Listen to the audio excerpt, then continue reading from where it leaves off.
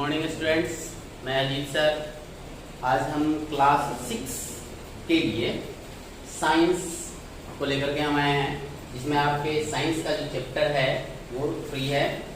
जिस चैप्टर का नाम आप देख रहे हैं फाइबर टू फैब्रिक, यानी फाइबर टू फैब्रिक कहने का मतलब क्या हो रहा है, रेसे कपड़े के लिए रेसे या तंतु आप बोल सकते। या इस चैप्टर को आपको अच्छे से समझने के लिए मैं कुछ वर्ड्स तथा उसका हिंदी लिख दिया हूं, जिसको कि आप अपनी कॉपी पर लिखेंगे, याद करेंगे, ताकि आपको इस बुक्स को पढ़ने में समझने में परेशानी न हो।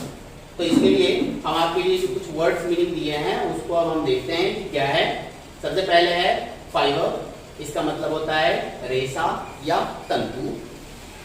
फैब्रिक, फैब्रिक कहने का मतलब कपड़ा होता है। पर्सोनल, पर्सोनल मतलब कर्मचारी होता है। यार्न, सूत होता है। नेचुरल, प्राकृतिक। सिंथेटिक, संश्लेषित। बायोडिग्रेडेबल, जैव निम्नकरणीय। ठीक है, आगे प्रॉपर्टीज, इसका मतलब होता है लक्षण। एडवांटेज, विशेषता या फायदे। डिसएडवांटेज, दुष्परिणाम या नुकसान। सुटेबल, योग्य, वहां पर देखेंगे। स्पाइनिंग मतलब काटना। वेविंग, बुनना।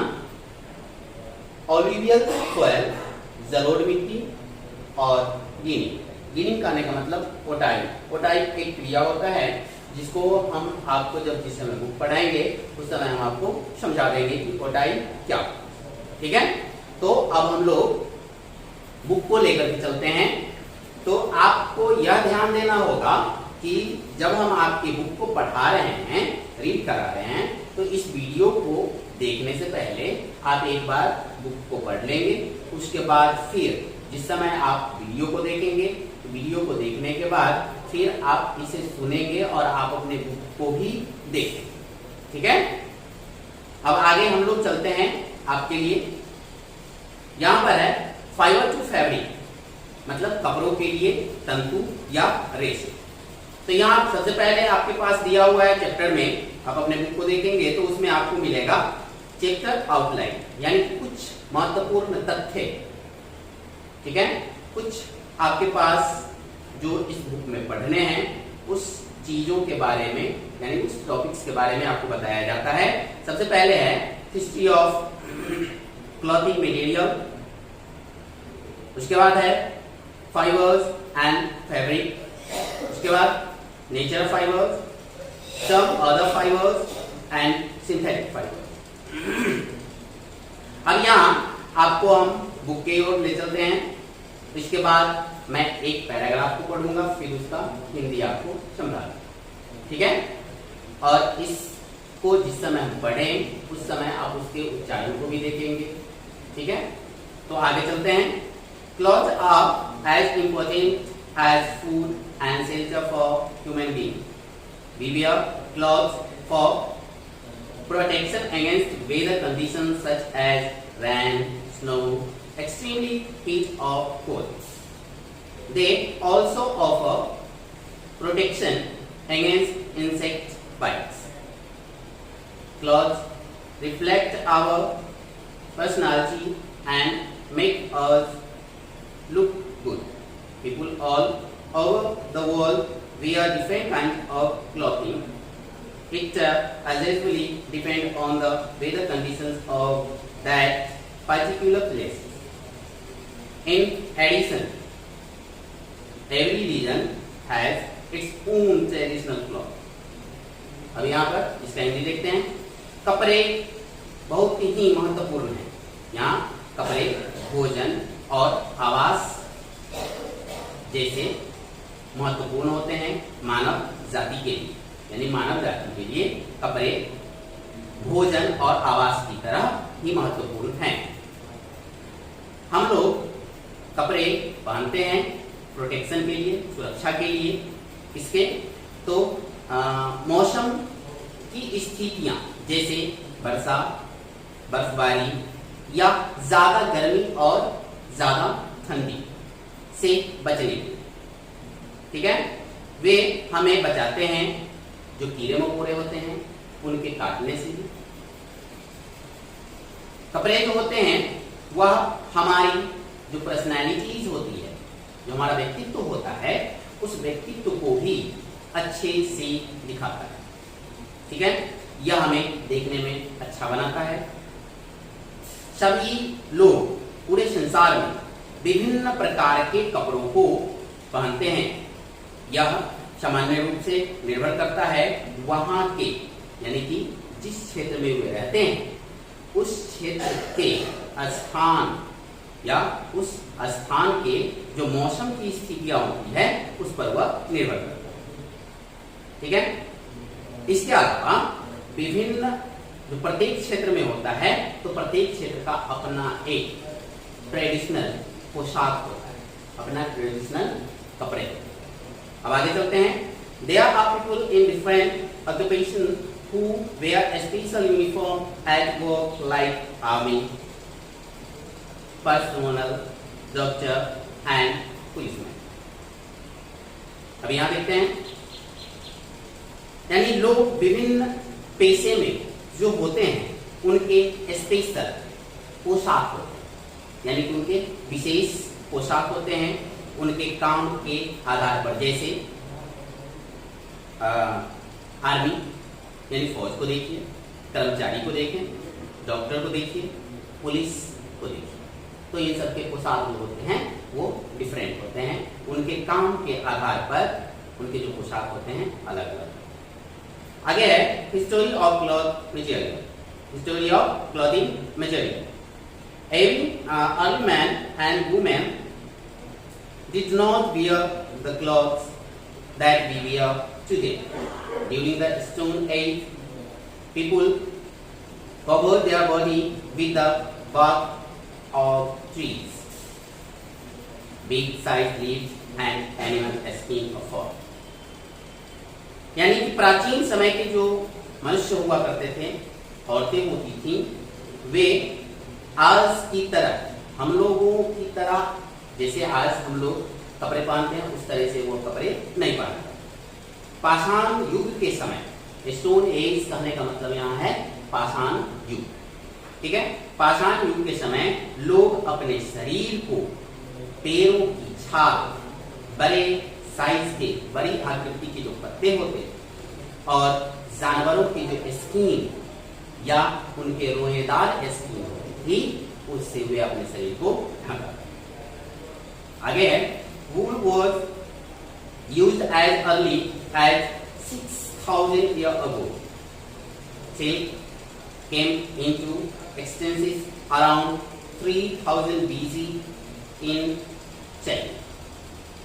Plant fiber like cotton come into use after the early man learned about growing crop. In India, cotton come into use majorly around 3000 BC. Earlier people used to wear unstitched clothing and just wrap them over their body. Even today, people wear dhoti, lungi or sari, which are unstitched cloth pieces. अब यहाँ हम आपको हिंदी बताएं फिर। ऊन का उपयोग लगभग 6000 वर्ष पहले हुआ।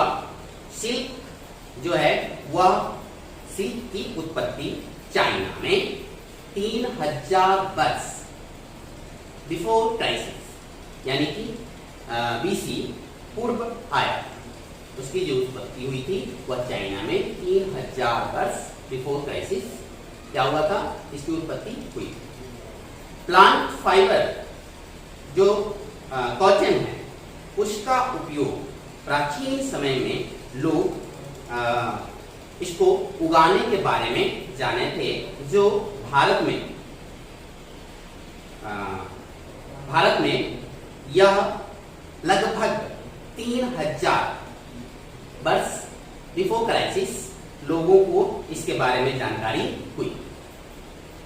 प्राचीन समय के लोग बिना सिले हुए कपड़े, मतलब सिलाई मशीन उस समय नहीं थी, न धागे थे, तो वे लोग बिना सिले हुए कपड़े को पहना करते थे, जिसमें वे उसे अपने शरीर पर ढक लेते थे, अपने शरीर को लपेट कर। ठीक है, यानी कि कपड़े को अपने शरीर के ऊपर लपेट कर अपने शरीर को ढकने का काम करते थे। ये प्रत्येक लोग जो पहना करते थे अनस्टिचेड क्लॉथ, यानी बिना सिले हुए कपड़े, उनमें थे धोती, जिसको आप अभी भी देख सकते हैं, उसमें किसी भी प्रकार का कोई सिलाई नहीं होता है। लुंगी, उसमें भी किसी प्रकार का कोई सिलाई नहीं होता है। फिर साड़ी, तो अभी आप देखेंगे कि मॉडर्न साड़ियां जो अभी आ रही हैं, उसमें तो आप देखेंगे कि सिलाई है, लेकिन वास्तव में साड़ी में सिलाई होती ही नहीं है, तो उसको भी हम लोग क्या कहते हैं, अनस्टिचेड क्लॉथ बोलते हैं। तो ये सब जो भी कपड़े थे वे सब अनस्टिचेड यानी कि बिना सिले हुए कपड़े। अब आपके पास है फाइबर्स एंड फैब्रिक्स, यानी तंतु और कपड़े। तंतु और कपड़ों में हम लोग देखते हैं any cloth made from yarn or fibers by weaving, knitting or fletching is called fabric। यानी कोई भी कपड़े यार्न यानी तंतु या रेशों से बुनाई करके, हराई करके या निटिंग यानी कि सुई के द्वारा सिल करके बनाई जाती है, इसे आप क्या कहते हैं, फैब्रिक यानी कपड़े। ठीक है, अब आगे चलते हैं। Fabrics are made of loose thread called yarn consists of very thin strings और फाइबर। अब यहाँ यार्न के बारे में जानिए कि फैब्रिक्स जो होते हैं वह ढीले ढाले, यानी जो कपड़े बनाए जाते हैं वह किससे बनाए जाते हैं, तो रेशे से बनी तंतु से बनाए जाते हैं। और ये जो तंतु होते हैं वह उसमें बहुत ही छोटी छोटी रेशे होती हैं और वह रेशे का समूह होता है।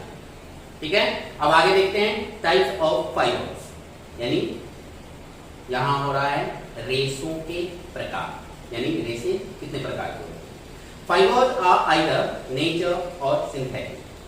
फाइबर यानी रेशे या तो नेचुरल होते हैं, प्राकृतिक होते हैं, या संश्लेषित होते हैं। संश्लेषित कहने का मतलब यहां हो रहा है मानव द्वारा निर्मित। अब आगे देखते हैं, इसमें आप अपने बुक में देखेंगे तो फाइबर्स के साथ यानी कि रेशों का एक ट्री बनाया गया है, फैब्रिक फाइबर्स का एक ट्री बनाया गया है, जिसमें फाइबर को दो पार्ट्स में बांटे गए हैं, नेचुरल एंड सिंथेटिक।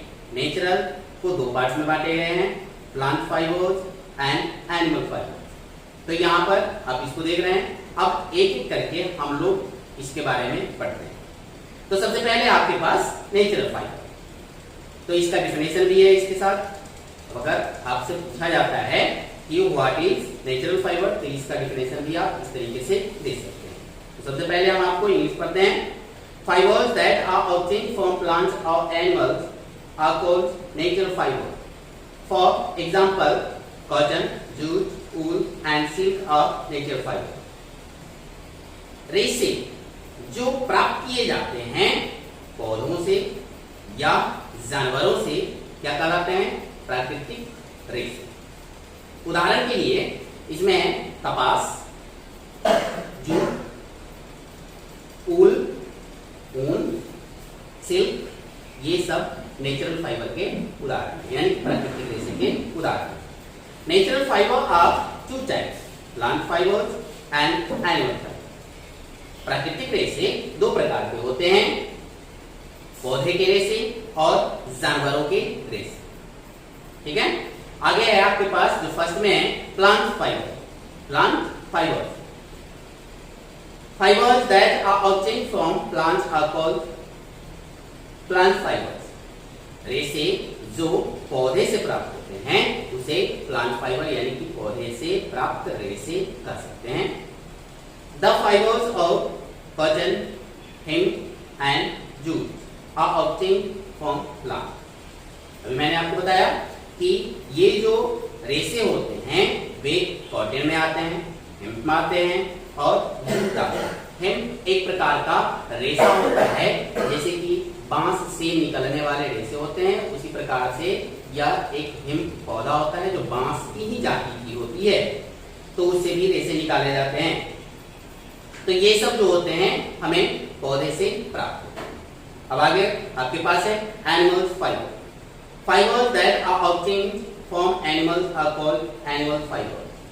पौधे जो जानवरों रेशे जो जानवरों से प्राप्त होते हैं उसे जानवर के रेशे कहते हैं।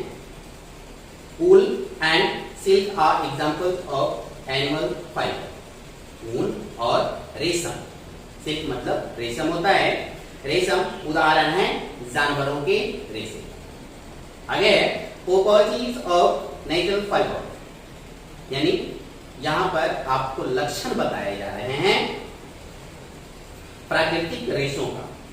तो इसमें एडवांटेज यानी फायदे देखते हैं नेचुरल फाइबर। यहाँ है these fiber absorb more water and sweat. They allow air to pass through them. They are biodegradable and do not affect the environment. Wool is the most flammable flame resistant fiber. अब यहाँ है, आपको मैं हिंदी में बता दूं, ये fibre यानी कि ये रेशे अधिक से अधिक पानी और पसीने को सोखती हैं। ये अपने में से हवा को आर पार आने जाने देती है। यह जैव निम्न करणीय होती है, यानी कि यह मिट्टी में क्या हो जाती है, घुल जाती है।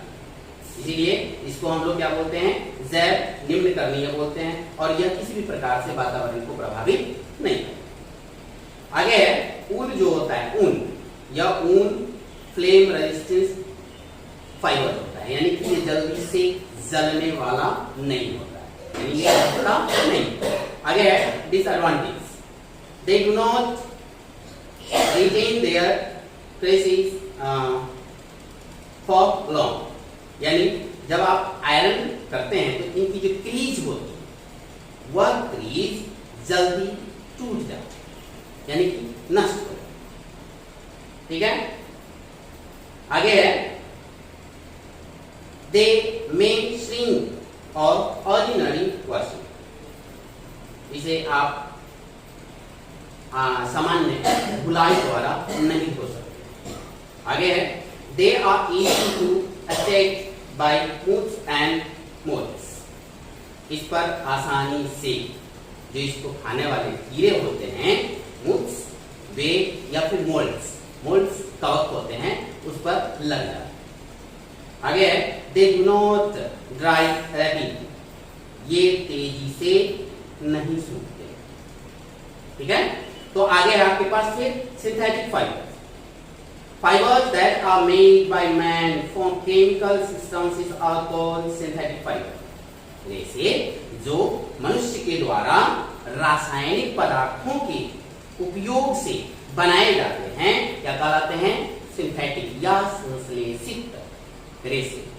ठीक है, इसको आप मैन मेड फाइबर भी बोल सकते। ठीक है, आगे है they include rayon, nylon, acrylic, polyester, olefin, each. अब इसके जो उदाहरण दिए गए हैं, जैसे एग्जांपल जो आपको दिए गए हैं, इसमें शामिल कौन कौन है, रेयान ये नाम है, नायलॉन ये भी नाम है, acrylic a type of plastic होता है लेकिन इसको भी हम एक्रिलिक को नाम ही कहते हैं, पॉलिएस्टर ये भी कपड़े हैं, और ओलिनफाइड ये भी आपके कपड़े। तो अगले पेज में चलते हैं हम लोग, 28 नंबर पेज। आगे है प्रॉपर्टीज ऑफ सिंथेटिक फाइबर, यानी कि अब सिंथेटिक फाइबर के लक्षण पढ़ने हैं। एडवांटेज, इसके फायदे को देखते हैं। They are strong than natural fibre, they are easy to wash and maintain, they do not get wrinkles but dry easily. Some synthetic fiber are flame resistant and waterproof. यहाँ पर इसके फायदे देखते हैं तो यह प्राकृतिक रेशों से ज्यादा मजबूत होते हैं, ये आसानी से धोए जा सकते हैं और इनका जो रख रखाव होता है वह सामान्य यानी आसान होता है। ये सिकुड़ते नहीं जल्दी और इसे आसानी से धोए जा सकते, सुखाए जा सकते, ठीक है, यानी कि ये जल्दी से सूख जाते हैं। आगे है कि कुछ संश्लेषित रेशे जो हैं वह फ्लेम रेजिस्टेंस होते हैं, यानी कि जलने लायक नहीं होते हैं और वाटर प्रूफ भी होते हैं, यानी कि इसके अंदर पानी नहीं जा सकता, ठीक है। आगे है इसके नुकसान, डिसएडवांटेज। तो डिसएडवांटेजेस में हम लोग देखते हैं, they do not absorb sweat, they do not allow air to pass through them easily, they catch fire easily and hence cannot be used in kitchen. They are not stable for hot and humid weather. अब यहाँ पर है कि ये पानी sweats, पसीने को सोखते नहीं, ये अपने में से हवा को आसानी से आने जाने नहीं देती है, यह आसानी से आग को पकड़ लेती, यानी कि जल्दी से जल उठता है, इसीलिए इसे हम लोग रसोई घर में पहन के नहीं जा सकते हैं, यानी कि रसोई घर में इसका उपयोग नहीं कर सकते। ये सुटेबल नहीं होते, यानी कि हॉट गर्म वाले क्षेत्र या फिर ह्यूमिड, जब आपके मौसम गर्म होते हैं या फिर आर्द्र वाले मौसम होते हैं तो उसके लिए यह योग्य नहीं है। आगे है नेचुरल फाइबर। नेचुरल फाइबर में देखते हैं प्राकृतिक रेशों में cotton. Cotton is the most extensively used plant fibre. It is a soft white colour fibre that grows around the seed in the fruit called bud of the cotton plant. Cotton plant is a shrub. India is the world's second largest producer of cotton after China. In India, the main cotton producing states are Punjab, Haryana, Gujarat and Rajasthan.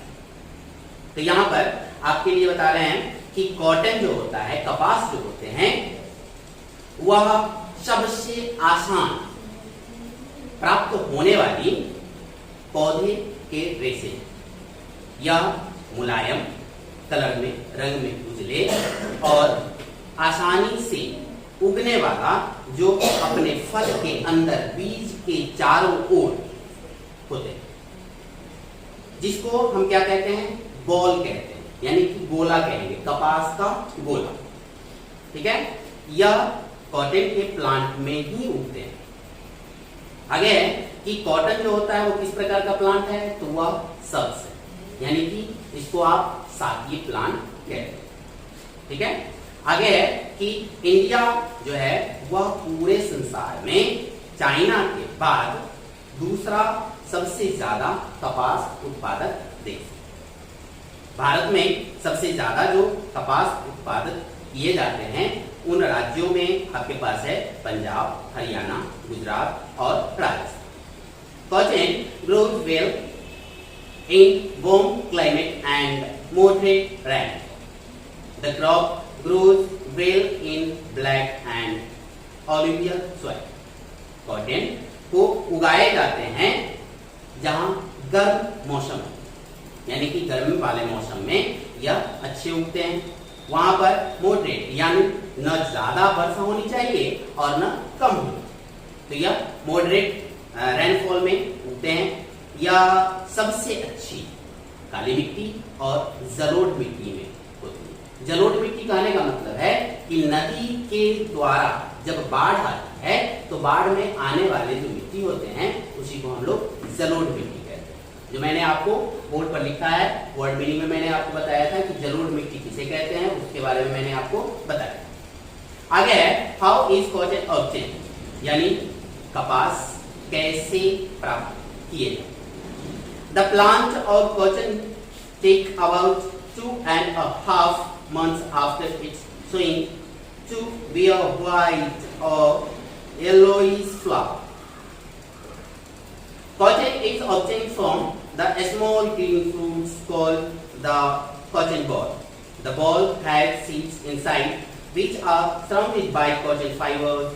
When the cotton balls are mature, they burst open and expose the raw cotton fiber. Cotton fibers are collected manually. अब यहाँ कि cotton के पौधे के बारे में बता रहे हैं हम आपको कि कॉटन के पौधे लगभग 2 या 2.5 महीने के बाद उसमें क्या होता है कि कॉटन के फल बनते हैं जो उजले और हल्के पीले रंग के रेशे के रूप में आपको दिखाई।